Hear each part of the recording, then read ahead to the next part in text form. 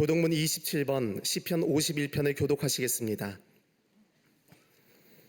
하나님이여, 주의 인자를 따라 내게 은혜를 베푸시며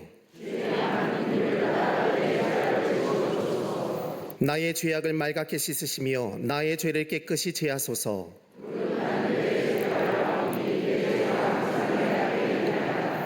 내가 주께만 범죄하여 주의 목전에 악을 행하여 싸우니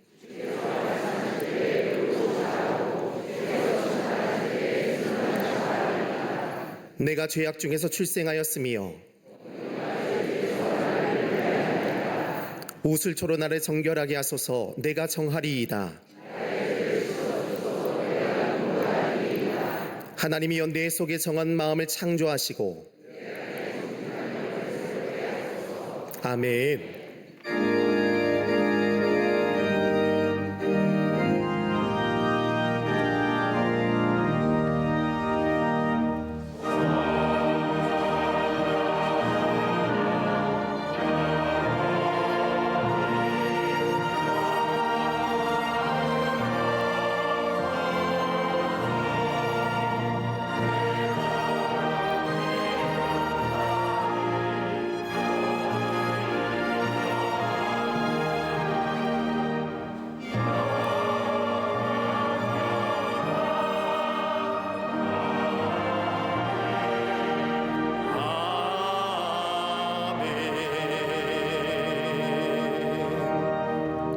전능하사 천지를 만드신 하나님 아버지를 내가 믿사오며 그 외아들 우리 주 예수 그리스도를 믿사오니 이는 성령으로 잉태하사 동정녀 마리아에게 나시고 본디오 빌라도에게 고난을 받으사 십자가에 못 박혀 죽으시고 장사한 지 사흘 만에 죽은 자 가운데서 다시 살아나시며 하늘에 오르사 전능하신 하나님의 우편에 앉아 계시다가 저리로서 산자와 죽은 자를 심판하러 오시리라. 성령을 믿사오며 거룩한 공예와 성도가 서로 교통하는 것과 죄를 사하여 주시는 것과 몸이 다시 사는 것과 영원히 사는 것을 믿사옵나이다. 아멘.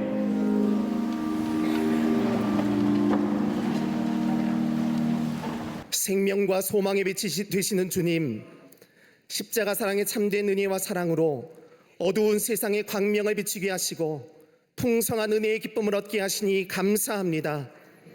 육신의 정욕과 이생의 자랑에 마음을 빼앗기고 흔들렸던 저희를 용서하시고 십자가 복음의 능력과 성령 충만으로 새롭게 변화시켜 주시옵소서.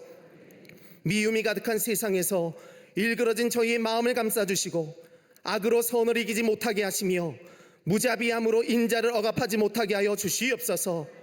오늘 성령께서 친히 역사하시어 이 자리가 다윗과 같이 세상이 줄 수 없는 만족으로 춤추는 은혜의 성소가 되게 하실 줄로 믿습니다. 온 땅과 열방을 사랑하신 하나님, 인간의 탐욕으로 시작된 전쟁과 테러, 자연재해와 기후위기에서 벗어나게 하시고 온 열방에 하나님의 공의가 회복되게 하여 주시옵소서. 이 땅 대한민국을 거룩히 구별하여 부르셨사오니 정치, 경제, 사회, 안보, 교육, 문화 모든 영역을 친히 다스려 주시옵소서. 특별히 화재로 삶의 터전을 잃은 이들을 위로하시고 속히 복구되게 하시며 반목과 갈등, 사회, 경제, 이념적 대립을 극복하고 하나 되는 거룩한 제사장 나라 되게 하실 줄로 믿습니다. 핵과 미사일의 야욕을 버리지 못하는 북한의 위협과 오만함은 주님이 다스려 주시고 복음적 평화 통일을 위해 힘써 기도하는 우리가 되게 하여 주시옵소서. 하나님의 창조 질서를 해치고 가정의 소중한 가치를 무너뜨리는 포괄적 차별금지법의 독소조항들이 제거되게 하여 주시옵소서. 동성애, 동성혼, 우상, 미신, 이단, 마약의 잘못된 세력들을 물리쳐 이 땅의 다음 세대들이 올바른 가치관을 가지고 오직 하나님의 백성으로 하나님 나라에 합당한 축복의 통로가 되게 하여 주시옵소서. 기독교 사학들의 건화기념에 따라 바른 성경적 가치관을 지키고 예배와 말씀을 통해 흔들림 없는 복음과 진리를 전하도록 사합법이 재개정되게 하여 주시옵소서. 빛의 숲 광림의 재단을 한국교회에 세우신 주님, 범사의 기쁨으로 합당하게 행하여 선한 열매를 맺는 능력의 교회가 되게 하사 참비아 선교센터와 안디옥 개신교회 건축을 통해 이 땅의 생명적 그루터기 역할을 잘 감당케 하실 줄로 믿습니다. 임원전지 훈련을 통해 받은 은혜를 마음에 새기고 내가 서 있는 이 자리에서 충성과 헌신으로 함께 지어져가는 귀한 청지기가 되게 하여 주시옵소서. 세우신 목사님을 성령으로 붙잡아 주시고 선포하시는 말씀을 들을 때마다 놀라운 치유와 회복의 역사가 있게 하시며 교단과 한국교회, 세계교회를 이끄시는 온전한 영적 리더로 기름 부어 주시옵소서. 생명의 말씀을 통해 복음의 본질을 회복하고 우리가 교회의 사랑의 마음과 신앙의 전통을 계승하여 충성된 그리스도의 일꾼 되게 하여 주시옵소서. 선교가 각 기관과 부서가 부흥케 하시고 교회 학교와 청년, 청장년, 사랑부, 샤이닝을 통해 다음 세대를 선도하는 구원의 방주가 되게 하여 주시옵소서. 교회의 뿌리인 속회, 남녀실업인 선교회와 여러 위원회를 통해 교회가 하나님의 말씀으로 역동하는 공동체가 되게 하여 주시옵소서. 국내외 모든 선교지를 보호하사 광림의 전통 아래 지역과 세상을 변화시키고 생명을 살리는 일에 힘쓰는 능력의 공동체가 되게 하실 줄로 믿습니다. 제단을 거룩히 장식한 가정에 하나님의 위로와 사랑이 충만히 임하게 하시고 갈릴리 성가대의 찬양이 하나님의 큰 기쁨 되게 하여 주시옵소서. 올 한 해 시간과 마음을 구별하여 아름다운 찬양을 혈단하는 모든 성가대 위에 주의 놀라운 은혜와 평강이 있게 하여 주시옵소서. 예배를 위해 수고하는 모든 손길에도 이른 비와 늦은 비의 복이 임하게 하여 주시옵소서. 함께 예배하는 남교회, 북교회, 동탄성전, 국내외 선교지, 방송과 인터넷으로 군부대에서 병상과 해외에서 함께 하시는 모든 성도들 위해 성령의 충만한 은혜를 내려 주시옵소서. 이 모든 말씀 예수님의 이름으로 기도하옵나이다. 아멘.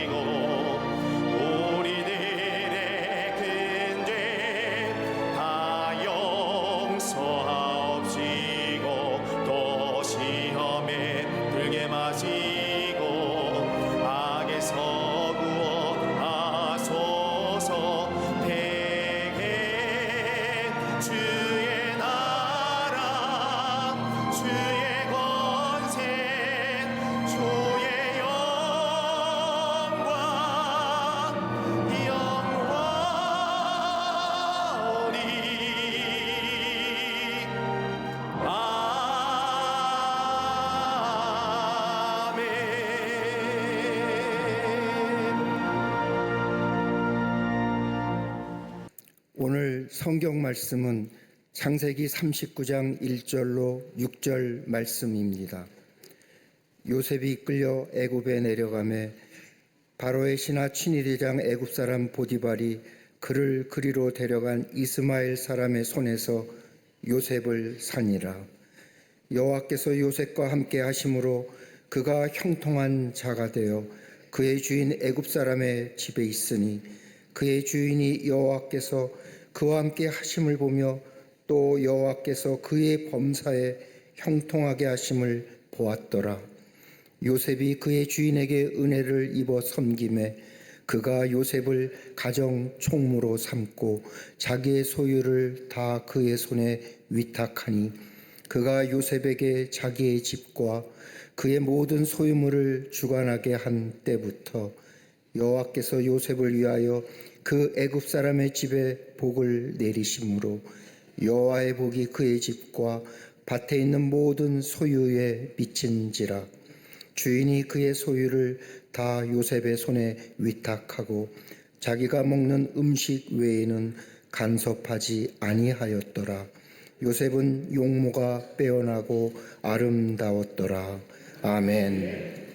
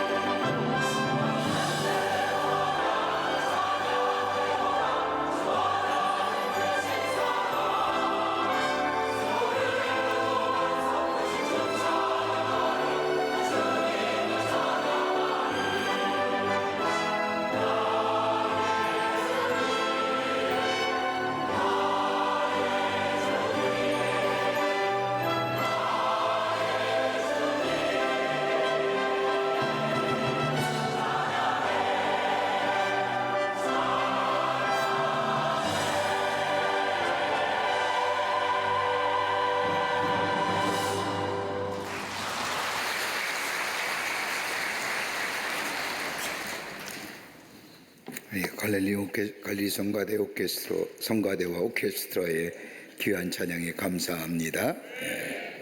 그래서 자꾸만 혀가 꼬여가지고 말입니다. 우리가 예수 믿고 구원받았다는 것은 그저 예수만 믿는 것이 아니라 내 삶에 총체적인 변화가 왔다는 겁니다. 내가 내 삶의 주인이 내가 아니라 예수님이 되었다는 고백이고, 더 나아가 내가 예수께 속한 사람이기에 하나님의 자녀가 되었다는 것이고, 더 나아가 내 삶의 자세와 태도가 달라졌다는 겁니다. 예수 믿기 전에는 보는 것이 달라졌는데, 비판적으로 봤는데, 예수 믿은 적에는 다른 사람이 보지 못하는 것을 보고, 다른 사람이 느끼지 못하는 것을 느끼고, 다른 사람이 알지 못하는 것을 깨닫게 되었다는 겁니다. 더 나아가 내 삶의 목표가 달라진 겁니다.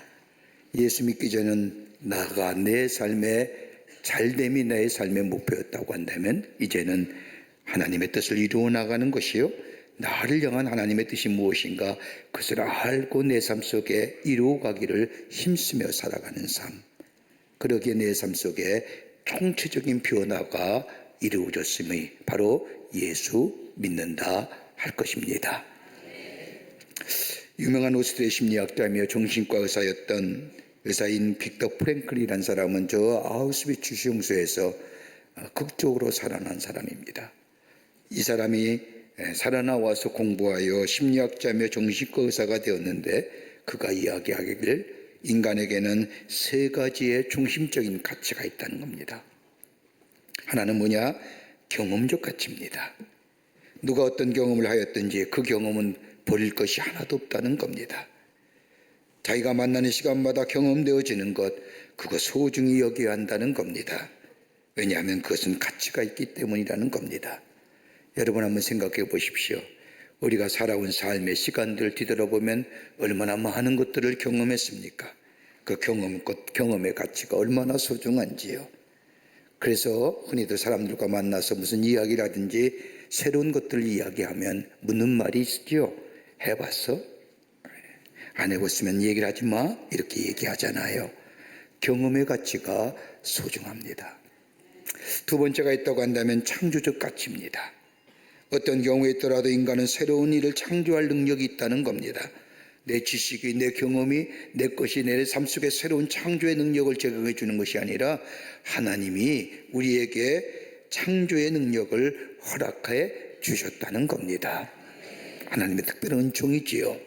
내가 어떤 극한 상황이 있다 할지라도, 내가 어떤 위험한 지경에 있다 할지라도 하나님이 주신 이 창조의 능력이 내게 있기에 그 어려움과 그 힘듦을 넉넉히 이길 수가 있다는 겁니다.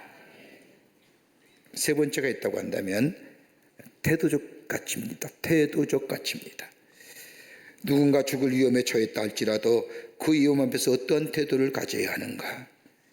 내 태도가 어떠한 태도로 이러한 위험에 대처할 수 있는 건가? 이 태도의 가치가 중요하다는 겁니다. 여기에 긍정적인 태도냐, 부정적인 태도냐, 뭐 이렇게 얘기할 수가 있겠습니다.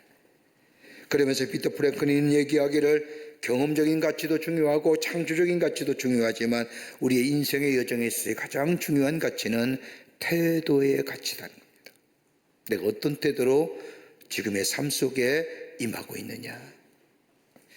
그런데 사람은 얘기합니다. 사람은 환경의 지배를 받는다고 말하지만 여러분, 그리스도인의 삶은 환경의 지배를 받는 것이 아니라 환경을 지배하며 살아가는 삶이 바로 그리스도인이요 하나님의 사람들입니다.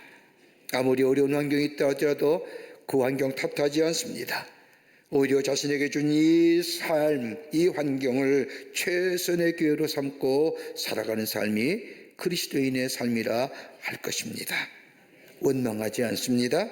더 나아가 다른 사람의 내 책임을 다른 사람에게 돌리지 않습니다. 예수 안 믿는 사람, 세상의 사람들은 지금의 어려움을 다른 사람의 탓으로, 사회적인 탓으로, 제도적인 탓으로 얘기하지만 우리는 그렇게 얘기하지 않습니다.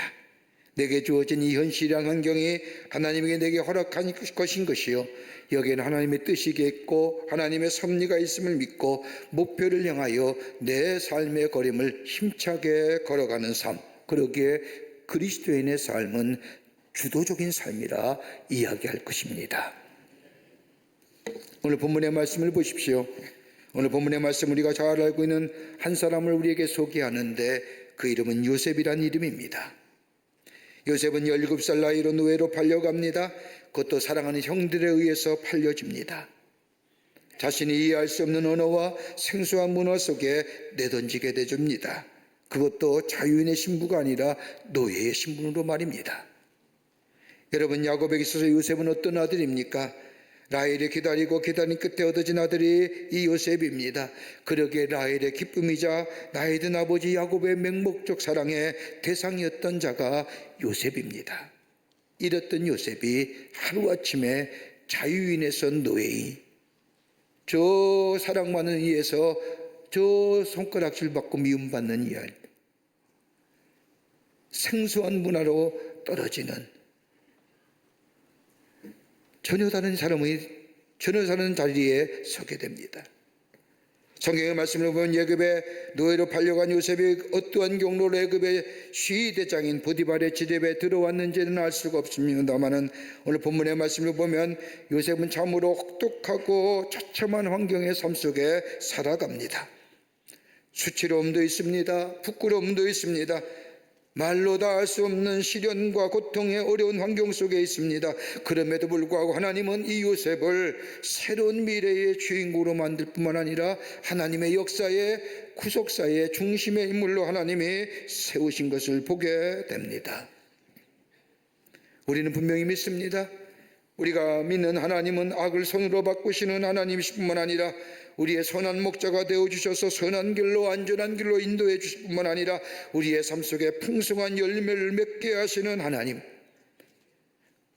그 하나님을 우리가 믿기에 우리가 새해를 시작하면서 여러 가지 많은 이야기를 들으며 우리 마음속에 불안과 염려와 절망과 좌절의 모습들이 있지만 그럼에도 불구하고 하나님이시는 이 약속하신 이 하나님을 내가 믿기에 우리는 새해에 새로운 기대와 소망을 가지고 우리의 걸음을 내리는 줄 믿습니다.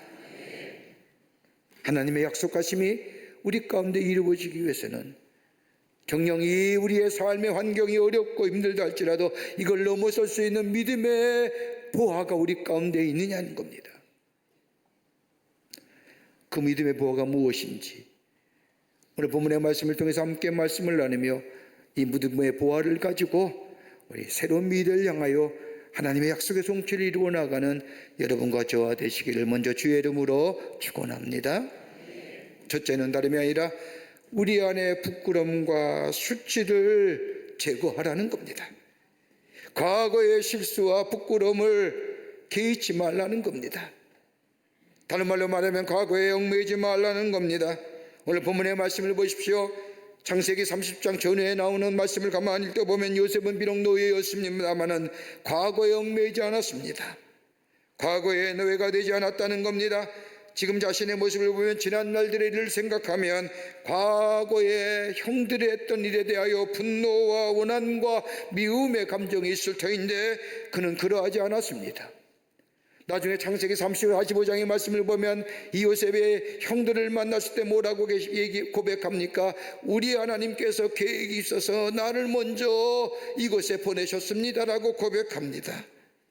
후회도 없습니다. 여한도 없습니다. 과거로부터 자유로웠습니다. 과거에 얽매이지 않았다는 겁니다. 우리 한 해 시작하면서 새로운 기대와 소망을 가지고 하나님이 우리의 삶 가운데 함께 하실 뿐만 아니라 우리의 삶을 인도해 주심을 믿고 시작하는데 왠지 모르게 우리 마음속에 한 구석에 부끄러움도 있습니다. 수치스러움도 있습니다. 하나님 앞에 한 해 동안 뒤돌아보면 불충한 모습도 내 안에 있음을 고백하게 됩니다. 그런데 이 실수와 부끄러운 것들에 대하여 교훈을 얻을지 못하지만은 거기에 매서는 아니 된다는 겁니다. 여러분, 성경의 말씀을 보십시오. 구약 성경의 말씀을 보면 두 가지의 귀한 단어가 나옵니다. 하나는 다름이 아니라 기억하라는 것이고 또 하나는 뭐예요? 잊어버리라는 겁니다. 여러분, 구약성서나 신약성경의 말씀을 보면 하나님이 우리에게 끊임없이 요구하는 것이 있다고 한다면 과거의 단절입니다. 잊어버리라는 겁니다. 끊어버리라는 겁니다. 그뿐 아니라 하나님의 베푸신 은혜에 기억하라는 겁니다. 너희의 삶을 어떻게 인도왔는지 기억하라는 겁니다. 끊어버릴 것은 단호하게 끊어버리는 결단이 우리 안에 있을 때에 우리의 신앙의 안일함과 과거의 죄악일과 과거의 죄된 행설, 이거 다 끊어버리고 하나님께 돌아오라는 겁니다. 우리에게 실망과 아픔을 가져줬던 불편한 진실들 기억하지 말아야 할 것입니다. 거기에 매여 있지 말아야 할 것입니다. 여러분, 요한계시록 21장 5절의 말씀을 보면 내가 만물을 새롭게 하신다고 하는 말씀처럼 우리 주님은 우리를 새롭게 하시는 하나님이시요 우리의 걸음을 새로운 미래로 인도하시는 하나님이심을 우리가 믿고 그 하나님 앞에 서게 될 때에 우리의 과거를 잊어버리고 과거의 수치와 부끄러움을 깨끗이 절단하고 하나님 편에 서서 하나님과 함께 나아가는 삶 될 때에 우리의 미래는 새로운 미래가 열려지게 되는 줄 믿습니다. 여러분, 그냥 덮어두라는 거 아닙니다. 그냥 넘어가라는 거 아닙니다. 돌이킴이 있어야 됩니다. 회개가 있어야 됩니다. 여러분, 회개라는 것이 무엇일까요? 우리의 마음의 방향이 저 세상을 향하여 다놨던 마음의 방향이 하나님께로 향해지는 것이고, 땅을 향하여 치닫아갔던 우리들의 마음이 하나님의 나라로 우리의 마음이 바뀌어지는 것, 방향의 전환, 마음의 변화가 우리 가운데 있어져야 됩니다. 그럴 때 우리 하나님은 치유해 주십니다. 용서해 주십니다. 회복해 하여 주십니다. 새로운 전제로 거듭나게 하여 주십니다. 단순히 잊어버리는 것이 아닙니다. 하나님 앞에 나와 하나님의 주시는 온전한 치유와 회복의 역사가 우리 가운데 있게 될 때에 우리는 만물을 새롭게 하시는 하나님의 은혜 안에서 새로운 미래의 소망과 기대를 가지고 살아가게 되는 줄 믿습니다. 여러분, 시편 51편의 말씀을 보십시오. 시편 51편의 말씀은 다윗은 자신의 잘못을 뉘우치며 하나님 앞에 회개한 회개의 고백입니다. 저 밧세바와의 잘못된 관계, 저 우리아의 아내를 빼앗은 것 몰랐습니다. 자신이 권력이 있고 자신이 힘이 있기에 가능한 줄 알았습니다마는 나단 선지자의 꾸지람을 들을 때에 비로소 회개합니다. 여러분, 우리아가 어떤 사람입니까? 여러분 잘 알다시피 다윗이 저 사울 왕의 추격을 피하여 저 광야에 나갔을 때에 함께 동행했던 자가 우리아입니다. 함께 생명을 걸었던 사람입니다. 더더구나 다윗을 위하여 자신의 목숨을 내어놓았던 사람입니다. 그랬던 우리아의 아내를 자기가 빼앗으면서 우리의 자신의 죄와 범죄를 감추기 위해서 우리아를 저 요압으로 하여금 최전선에 나가 저 화살에 맞게 죽게 합니다. 엄청난 죄를 지었죠. 자신에게 생명 바쳤던 사람을 허무하게 죽여버린 겁니다. 자신의 정욕과 욕심 때문에. 그런데도 깨닫지 못합니다. 자신이 가지고 있는 위치와 자신이 가지고 있는 힘으로 인하여 자신의 죄악의 모습을 알지 못할 그때에 나단 선지자와 저의 죄를 지적하게 될 때 비로소 이 다윗이 깨닫고 그 앞에 회개한 시가 시편 51편의 말씀입니다. 얼마나 간절히 자신의 죄를 고백했는지 51편 2절의 말씀을 보면 나의 죄악을 맑게 씻기시며 나의 죄를 깨끗이 제하소서라고 고백할 뿐만 아니라 그 뒤에 나는 4절의 말씀을 보면 내가 주께 범죄하여 주의 목전에서 악을 행하였사오니 주께서 말씀하실 때 의로우시다 하시고 주께서 판단하실 때 순전하시다 하리이다 라고 철저한 회백이지요. 돌이킴입니다. 하나님만이 내 죄를 깨끗게 하신다는 겁니다. 여러분, 이사야서 1장 18절의 말씀을 보면 너희 죄가 주홍 같을지라도 눈과 같이 이겨질 것이요 진홍같이 붉을지라도 양털같이 되리라고 하는 말씀처럼 주님 앞에 나와 내 허물과 내 부끄러움과 내 수치와 내 죄의 모습을 내려놓게 될 때에 우리 주님은 그냥 보시는 것이 아니라 우리의 상한 마음을 치유해 주시고 우리의 죄를 용서해 줄 뿐만 아니라 깨끗한 마음으로 새로운 심령으로 우리를 하여금 덧입게 하셔서 주님이 약속하신 처럼 만물을 새롭게 하시는 그 놀라운 은혜가 우리 가운데 임하게 하시며 그 미래를 향하여 힘있는 걸음으로 걸어가게 하시는 줄 믿습니다. 아브라함도 실수가 있었지요. 저 바울과 베드로도 과거에 쓰라린 상처가 있습니다.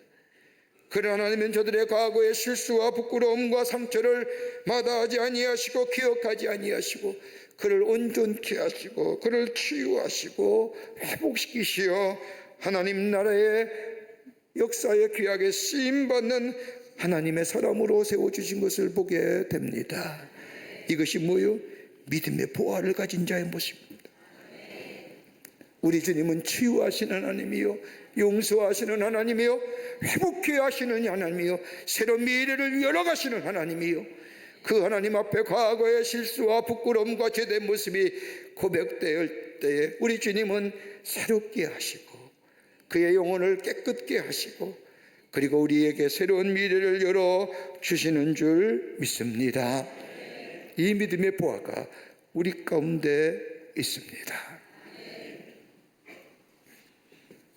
두 번째는 다름이 아니라 돌이켜 생각하고 감사한 마음으로 힘있게 걸어가라는 겁니다.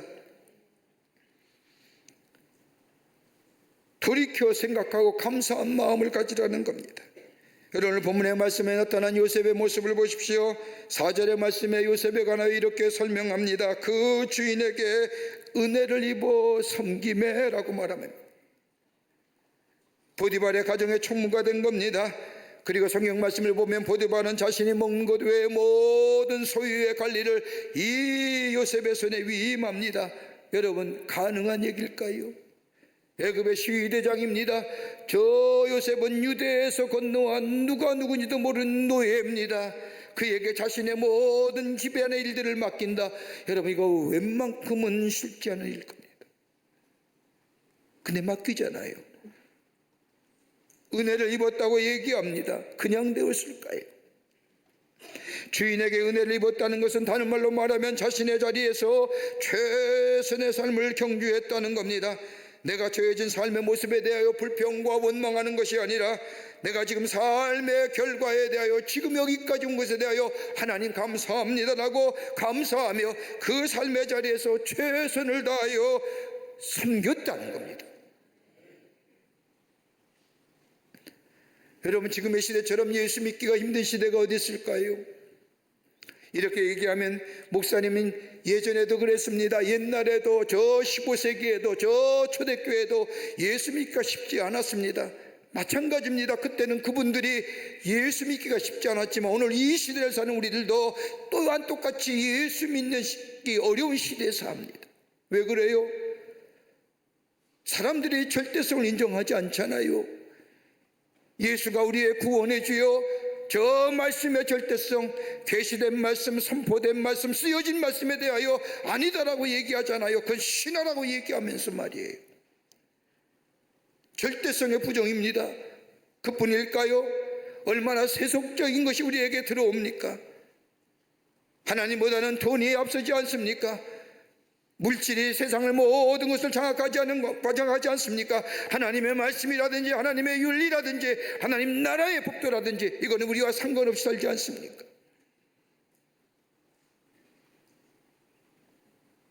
과학의 기술과 더불어 생명과학의 발달, 인공지능의 발달, 아티피셜 인텔리전스라고 하는 인공지능의 급속한 발달로 인하여 우리의 삶 속엔 편리함과 쉬움과 이것만이 우리의 문화로 남아있는 이 시대에 굳이 교회에 나와서 길을 건너와서 예배를 드리고 이거 쉽지 않는 일. 무엇 가지고 이 도전을 이길 수 있을까요? 하나님이 아니라 먼저 믿는 우리가 우리의 믿음의 자리, 복음의 자리에 다시 돌아와야 됩니다. 돌아올 뿐만 아니라 내 삶의 자리에서 원망과 불평하는 것이 아니라 이것 또한 하나님의 계획과 하나님의 뜻 안에 있음을 내가 믿으면서 내 삶의 자리에 최선의 노력으로 최엉실한 모습으로 내 삶의 자리에서 내 맡은 자리를 감당하게 될 때에 여기에 새로운 하나님의 역사가 이루어지게 됩니다. 그런데 우리의 믿음의 보화가 뭐가 필요합니까? 다름이 아니라 하나님이 보고 계신다는 겁니다. 세상의 사람들은 다른 사람의 눈치를 보지요. 다른 사람을 향하여 이야기합니다. 그런데 내 삶의 환경이 어렵고 힘들할지라도 다른 사람이 뭐라 하더라도 이건 내게 주신 하나님의 특별한 은혜요, 하나님의 뜻 가운데 있음을 믿으면 이 삶의 자리 어렵다 힘들더라도 최선으로 정직하게, 다른 사람 몰라준다 할지라도 우리 하나님은 보고 계신다고 하는, 하나님이 날 보고 계시고 나와 함께 하신다고 하는, 우리 하나님은 아신다고 하는 이 믿음이 우리 가운데 있다고 한다면 다른 사람이 뭐라 하든지 우리의 삶에 최선과 정직성으로 살아가는 우리의 삶이 되지 않을까요?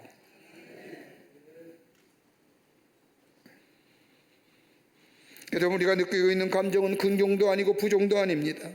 여러분, 감정은 다분히 중성이지요. 그런데 이 감정은 우리의 생각에서 나옵니다.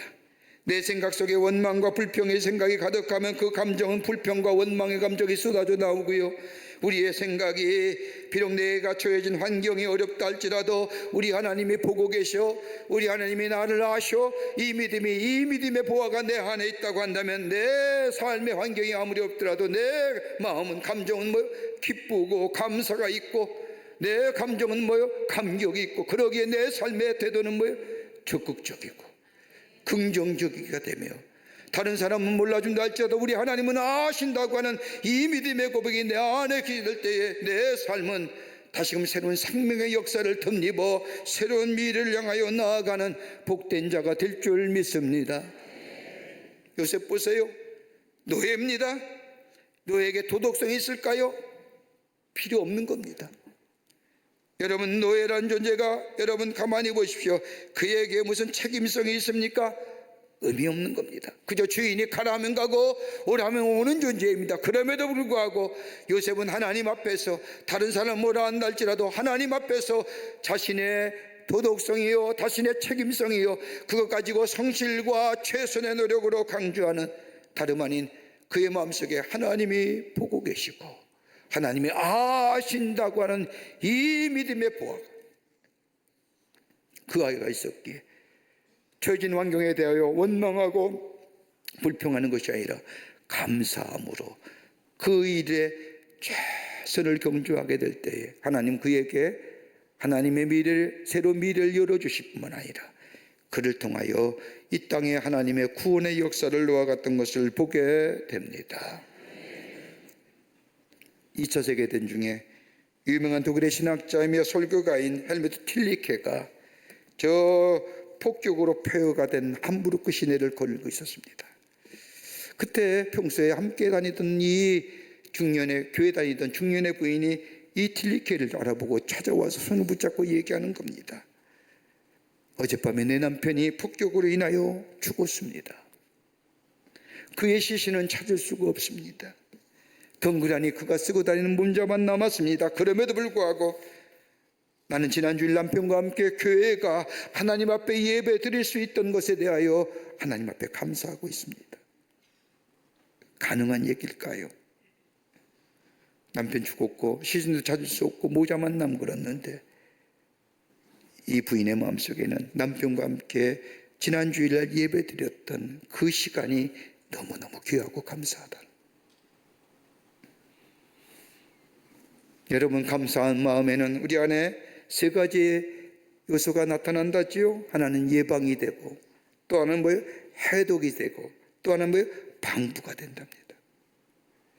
아무리 어려움이 닥쳐온다 할지라도 우리 안에 이것이 있게 되면 하나님은 우리에게 좋은 것을 주시기 위한 것이라고 생각하며 감사한 마음이 있을 때에 거기에 최선을 다하는 예방제가, 또한 감사한 마음이 우리 가운데 있으면 우리의 심령을 피폐케 하는 독소를 제거하는 해독제가 될 것입니다. 우리 안에 지금 주어진 삶의 환경에 우리 하나님이 알고 계시고 보고 계시고 우리 하나님이 아신다는 믿음이 우리 안에 있을 때 우리의 심령이 부패케 되는 방부제 역할이 우리 가운데 있게 된다는 겁니다. 어떤 믿음의 보아요? 하나님이 아십니다. 하나님이 보고 계십니다. 이 믿음의 보아가 감사가 있게 하고 힘을 얻게 하고 새로운 미래를 열어가는 놀라운 역사가 우리 안에 있게 될 줄 믿습니다. 끝으로 믿음의 제고로 새로운 도약의 기회로 삼으라는 겁니다. 하나님을 믿고 낙심하지 말라는 겁니다. 믿음의 제고입니다. 믿음의 보아이기도 합니다. 하나님을 믿고 낙심하지 말아야 한다는 겁니다. 여러분 오늘 본문의 말씀을 보십시오. 요셉은 노예입니다. 소망이 없는 자입니다. 평생 노예로 죽을 일생입니다. 그러나 절망하지 않았지요. 여러분 1절서부터 6절의 짧은 절수의 말씀이지만 이 안에 하나님이 여호와께서 함께 하심으로라고 하는 단어가 무려 6번이나 나옵니다. 다시 말한다면 하나님께 소망을 두고 낙심하지 않았다는 겁니다. 우리가 새해를 맞이하면서 이제 3주 지나갔는데 들려오는 이야기들, 전망들 이야기하면 참 아픈 이야기요, 불안과 염려가 주는 얘기요, 때는 절망과 좌절 가운데 두려움으로 우리 가운데 다가온 이야기들이 얼마나 많은지요. 그럼에도 불구하고 주의 사명을 붙잡고 앞으로 나아갈 수 있게 하는 것은 다름이 아니라 하나님이 우리와 함께 하신다고 하는 임마누엘의 하나님이 우리 안에 계시기에 아무리 세상이 혼란하고 이야기가 많다 할지라도 우리는 주의 손 붙잡고 새로운 미래를 향하여 나아가는 놀라운 은혜가 우리 가운데 있는 줄 믿습니다. 여러분 하나님이 우리 인간에 주신 기능 가운데 아주 소중한 기능이 있다고 한다면 다름이 아니라 이성이라는 기능입니다. 이성은 판단의 능력과 더불어 추리의 능력을 가져다 줍니다. 선과 악, 옳고 그름을 판단할 수가 있습니다. 이것이 바로 이성의 기능입니다. 미래를 예견할 수 있습니다.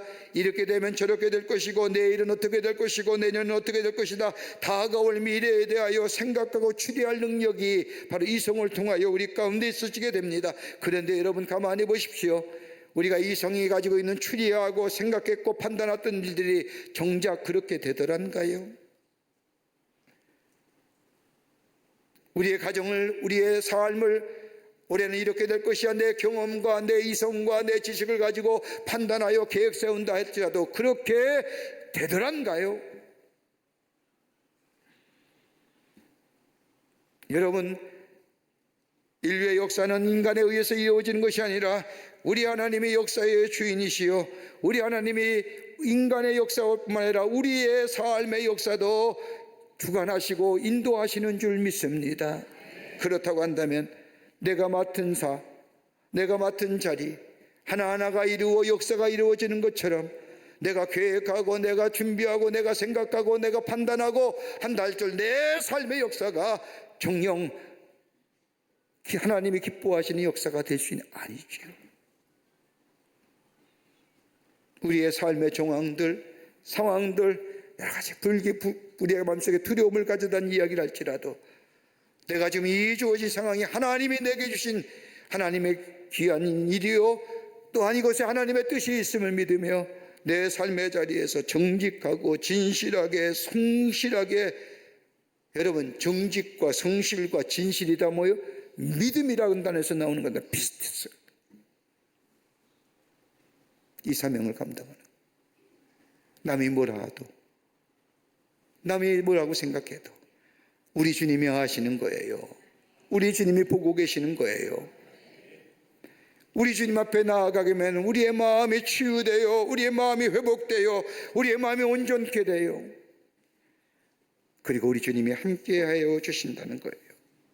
여러분 예레미야서 29장 11절의 말씀을 보면 너희를 향하는 나의 생각을 내가 아나니 평안이요 재앙이 아니라 너희에게 미래와 희망을 주는 것이라고 말씀하신 것처럼 여러분 우리를 향한 하나님의 뜻은 샬롬. 우리 주님은 우리의 삶이 온전케 됨을 원하시는 회복하여 온전하게 지는 그렇다고 한다면 어떻게 우리의 삶이 우리의 믿음의 보화가 우리의 믿음의 재고가 있어야 될까요? 다름이 아니라 주님 앞에 나가면 우리 주님은 치유하시는 하나님이시요 회복시켜 주시는 하나님이시요 우리 주님이 보고 계시고 우리 주님이 아시는 하나님이시요 더 나아가 우리와 함께 하시는 하나님이요 이 믿음의 보화를 가지고 있다고 한다면 세상이 어떻든 우리의 미래는 밝을 것이고 새로울 것이고 주의 뜻하신 바와 주의 우리를 향한 하나님의 계획이 우리 안에 이루어지는 역사가 있게 될 줄 믿습니다. 이 믿음의 보화를 가지고 힘있고 담대하게 올해 안에 걸어 나가시는, 그래서 하나님의 주시는 놀라운 은혜와 축복을 누리시는 여러분과 저와 되시기를 주의 이름으로 축원합니다. 하나님 감사합니다.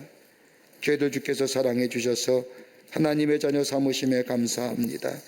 새해를 시작하며 여러 가지 많은 이야기가 들려오지만 그럼에도 불구하고 만물을 새롭게 하시는 우리 주님, 우리 주님이 계시기에 우리를 아시고 우리를 치유하시고 회복시킬 뿐만 아니라 우리와 함께 하시는 하나님이 계시기에 우리는 기대와 소망 가운데 이번 한 해를 걸어갑니다. 주님 역사하시어 만물을 새롭게 하시는 그 하나님의 놀라운 역사가 오늘 우리의 가운데 있어지게 하셔서 올해 안에도 새로운 생명의 역사를 경험하며 하나님의 하시는 새로운 일들을 보며 우리 안에 축복과 감사가 넘쳐나는 올해 안에 삶 되게 하여 주시옵소서. 성령이 도우실 줄 믿으며 예수님의 이름으로 기도하옵나이다. 아멘. 지금은 우리 주 예수 그리스도의 크신 은혜와 하나님 아버지의 한량없으신 사랑하심과 성령님의 인도하심이 거룩한 주의 날 주의 전에 올라와 마음과 정성을 모아 하나님 앞에 예배하며 주신 말씀 마음에 새기고 믿음의 보화를 가지고 주의 주시는 놀라운 은혜 안에서 새로운 미래를 열어 하나님의 거룩한 백성으로 하나님의 살아계심을 증거하는 삶으로 살기로 결단하고 저 세상을 향하여 걸음 옮기는 우리 모든 사랑하는 광림의 권속들과 영상을 통하여 예배에 참여한 모든 이들 위해 주께서 지금으로부터 영원토록 함께 하시기를 간절히 축원하옵나이다. 아멘.